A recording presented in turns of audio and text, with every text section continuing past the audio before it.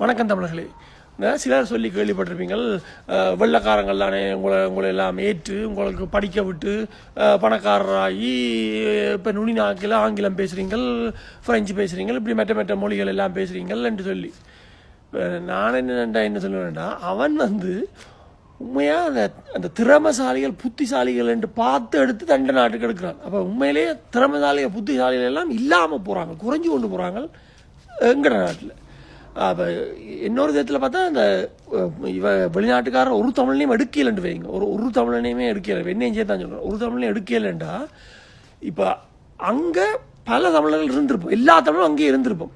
அப்போ கனபேர் இருக்கல, இப்போ போராட்டத்துலேயும் கனபேர் பங்கு பெற்றிருப்போம். ஏன்னா எங்களுக்கு வேறு வழி இல்லை, ஒரு கோணலில் கொண்டு எங்களுக்கு தண்டைக்கில் வேறு வழி இல்லாமல் ஒரு ஆக்ரோஷமாக ஒரு சண்டை பிடிப்பாங்க தெரியுமா, அதை மாதிரி நாங்கள் எல்லாரும் பிடிச்சிருப்போம், கூட பேர் போராட்டம் செஞ்சுருப்போம்.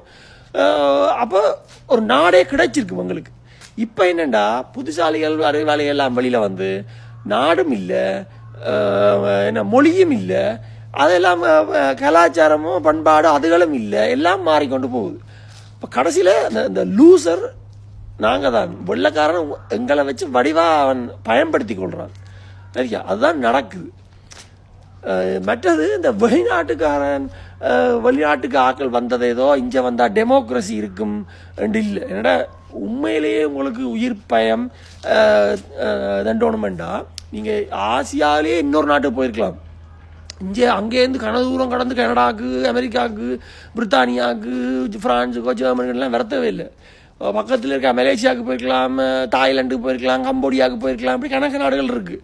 சரியோ, அப்போ அதுகளுக்கெல்லாம் போயிருக்கலாம். அங்கே போனால் உங்களை கொல்ல மாட்டாங்க, நீங்கள் ஒரு சாதாரண வாழ்க்கை வாழ்ந்து கொண்டிருக்கலாம். அப்போ ஏன் இங்கே வரையினமெண்டா, அது அங்கே ஊரில் இருக்கல வெளிநாட்டுக்காரன் ஒருத்தன் காசு அனுப்பினா கணக்க காசு வரும். அடே கனடா போனால் பணக்காரனாக இருக்கலாம், அமெரிக்கா போனால் பணக்காரன், பிரித்தானியா போனால் பணக்காரன். ஏன்னா அந்த அந்நிய நாட்டு செலாவணி ஃபாரின் எக்ஸ்சேஞ்ச் போனோம்னா அங்கே கணக்க காசு அது வருகுது.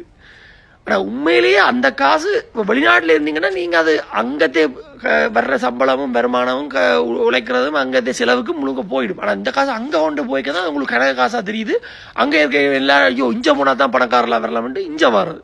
சரியா, அப்போ அதனால தான் எல்லா அகதி கொள்கிற எல்லா நாட்டுக்காரனுமே இப்படி வெளிநாடு மேற்கத்திய நாடுகளுக்கு வாரத்துக்கு காரணமே இதுதான். இது தமிழர்கள் மாத்திரமில்லை, மெட்டாக்களும் தான். ஏன்னா இந்த ஃபாரின் எக்ஸ்சேஞ்ச் கணக்க வரும், அப்போ வரமெண்ட். ஏன்னா உண்மையிலே வேறு ஏதாவது நாங்கள் தப்பித்தான் இருக்கணும்னு யோசிச்சுன்னா வேற ஒரு நாட்டுக்கே போயிருக்கலாம், இங்கே வரத்த வேண்டிய அவசியமே இல்லை. விளங்குதோ? அப்போ அதுதான் இந்த யதார்த்தம்.